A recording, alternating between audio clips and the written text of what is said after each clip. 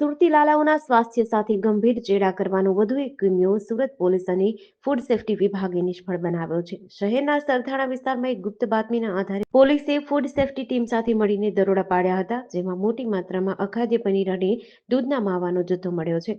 તપાસ દરમિયાન અધિકારીઓને સ્થળ પરથી આશરે 540 kilo non branded paneer analogue મળી આવ્યું હતું. આ એવું પનીર છે જે દૂધને બદલે વનસ્પતિ તેલ અને કેમિકલ્સના મિશ્રણથી બને છે, જે શરીર માટે અત્યંત હાનિકારક છે.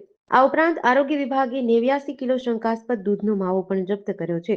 આ જથ્થો શહેરની વિવિધ હોટલો અને લારીઓ પર સપ્લાય થતો હોવાની આશંકા છે. ફૂડ સેફ્ટી ટીમે સ્થળ પરથી પનીર અને માવાના વિવિધ નમૂનાઓ એકત્ર કરી પબ્લિક હેલ્થ લેબોરેટરીમાં તપાસ અર્થે મોકલી આપ્યા છે. પોલીસના જણાવ્યા અનુસાર લેબોરેટરી રિપોર્ટમાં જો આ જથ્થો અખાદ્ય જાહેર થશે તો જવાબદાર શખ્સો સામે કડક કાર્યવાહી થશે.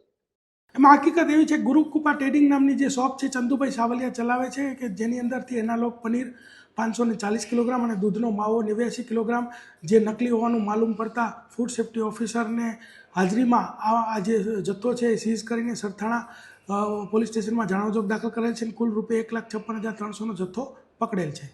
જેડીસી ન્યૂઝ સાથે સુનિલ ગાંજાવાલા, સુરત.